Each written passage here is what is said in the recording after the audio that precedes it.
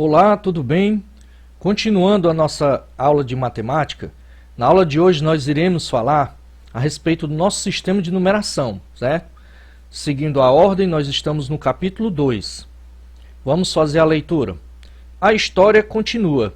O nosso sistema de numeração nasceu em uma região conhecida como Vale do Rio Indo, atual Paquistão. Usando grupos de 10, os hindus desenvolveram um sistema de numeração que estabelecia a ideia de posição. Nesse sistema eram usados símbolos diferentes para representar as quantidades de 1 a 9. O símbolo para o zero foi criado pelos hindus no século VI, ou seja, 5 e 1 dá 6, certo? Que nós temos um algarismo romano. VI é 6. E inicialmente era representado por um ponto ou por um pequeno círculo. A partir do século VI e I, ou seja, aqui nós temos o V e 3 Is. O V é 5 e aqui nós temos o 3. 5 mais 3, 8. A partir do século 8, os árabes passaram a adotar o sistema de numeração hindu por ser prático e facilitar os cálculos. Quando povoaram o norte da África e parte da Espanha, os árabes ocidentais introduziram os símbolos hindus, que deram origem aos símbolos que conhecemos hoje, os símbolos indo-arábicos, e ao sistema de numeração conhecido como sistema de numeração decimal, utilizado até hoje. A denominação indo-arábico deve-se ao fato de os símbolos e as regras que regem esse sistema terem sido criados pelos hindus e aperfeiçoados e divulgados pelos árabes. Então houve a junção dos povos hindus com os povos árabes e nós temos hoje o nosso sistema de numeração. Aqui nós temos a antiga civilização hindu, certo? O território, cerca de 2500 antes de Cristo.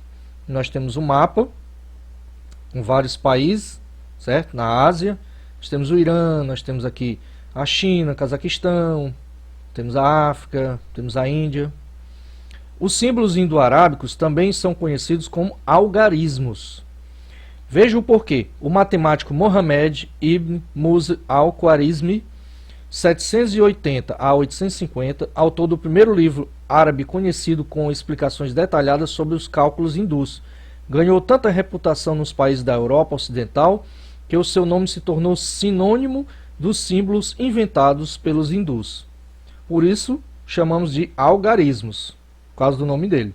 Assim, a palavra algarismo tem origem no nome al-Khwarizmi. A antiga civilização hindu habitava o Vale do Rio Indo, ou seja, aqui, ó, onde se localiza o Paquistão. Então é nessa região aqui, certo? Aqui é o Paquistão, era aqui que ele se localizava. As transformações dos símbolos indo-arábicos. Os algarismos indo-arábicos sofreram várias transformações na sua representação antes de adquirirem no século XVI, ou seja, aqui o X é 10, o V é 5 e o I é 1. Então, 10 mais 5, 15, mais 1, 16. Século XVI.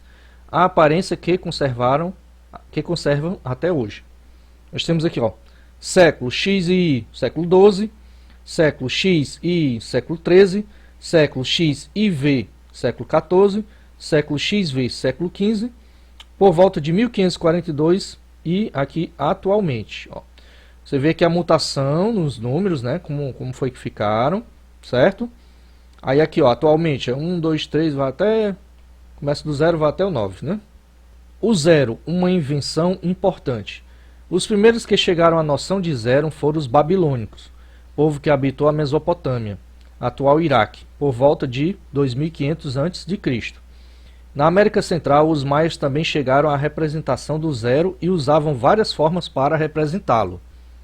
Os indianos conheciam a noção de vazio e empregavam a palavra shunya para representá-lo. Os árabes chamavam o zero de shifr.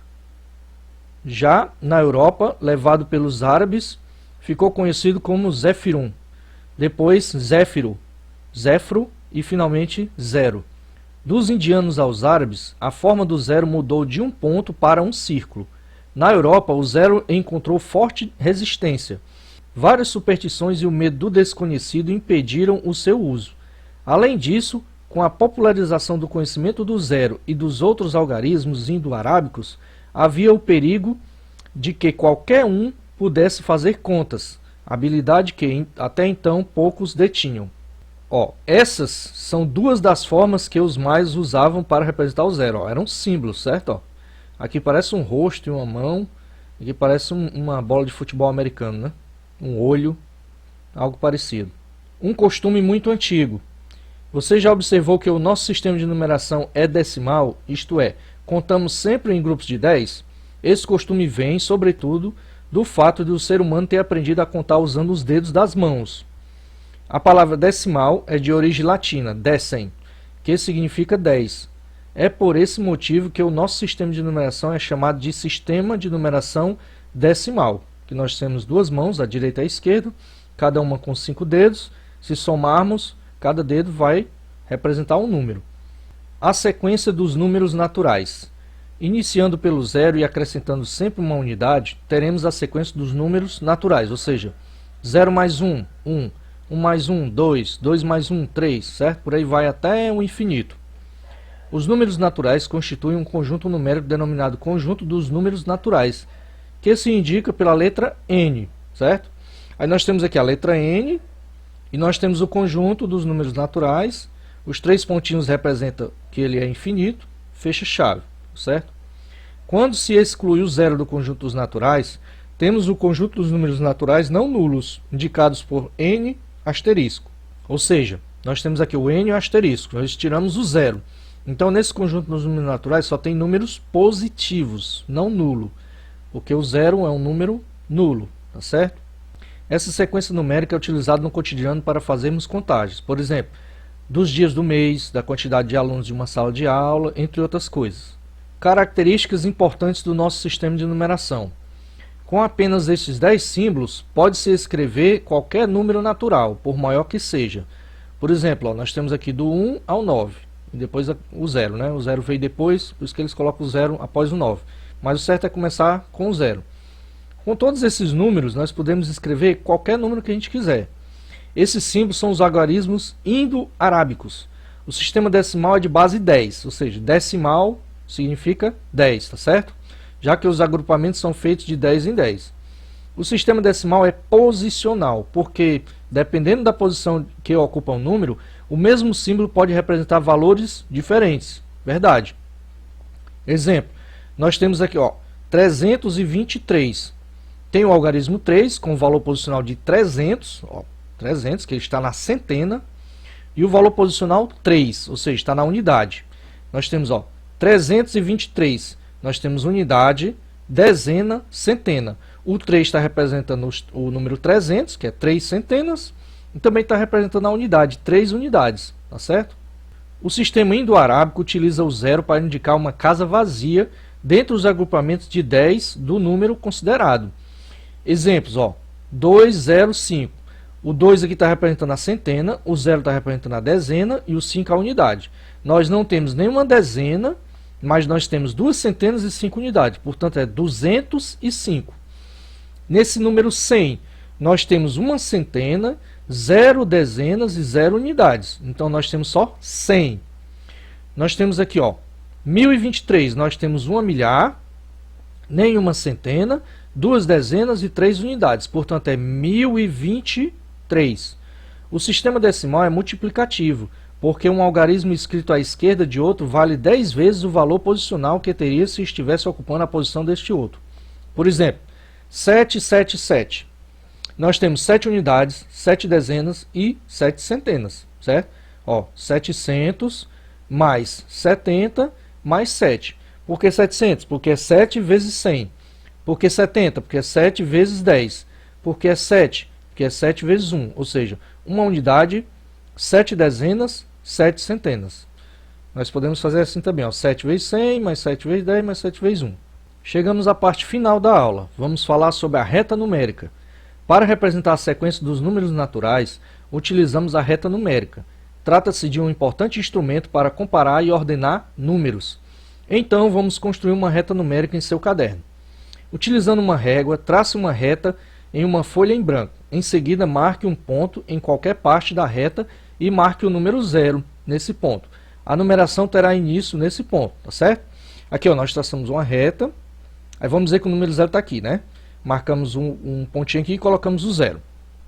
Vamos lá. Segundo, Marque outro ponto à direita do zero para representar o número 1. Ou seja, o próximo número na frente do zero é o número 1.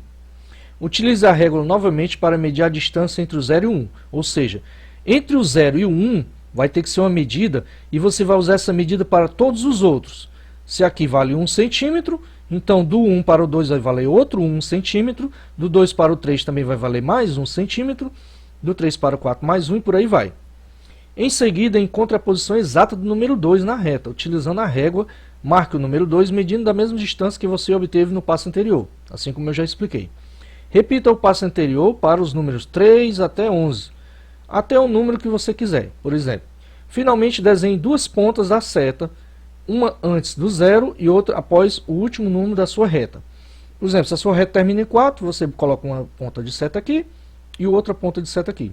Pronto, agora temos uma reta numérica que serve de base para a representação dos números naturais. Comparar e ordenar números naturais. Ao comparar dois números naturais distintos, utilizamos os símbolos maior que e menor que.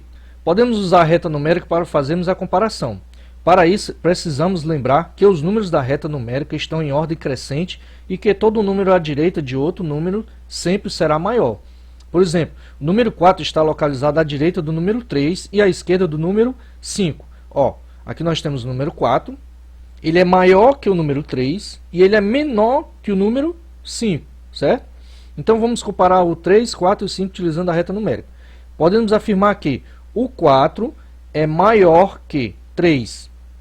4 é maior que 3. E o 4 é menor que 5. Assim como o 4 é maior do que 2, o 4 é maior do que 1, o 4 é maior do que 0.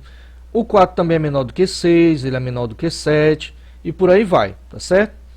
Em ordem crescente, podemos afirmar que o 3 é menor do que o 4 e que o 4 é menor do que o 5. Muitos confundem esses símbolos, mas é fácil. Onde está a ponta da seta, está o número menor, e onde está a parte aberta, está o número maior. Por exemplo, nós temos aqui 4 e 3. A ponta da seta está apontando para o 3, significa que o 3 é menor do que o 4. A abertura está para o 4, significa que o 4 é maior do que o 3. Aqui, representando o número 4 e 5. Nós temos aqui a ponta da seta apontando para o 4, significa que o 4 é menor do que o 5. E a parte aberta está para o lado do 5, significa que o 5 é maior que o 4, tá certo? Pessoal, terminamos a aula aqui. Espero que vocês tenham aprendido e até a próxima aula. Tchau!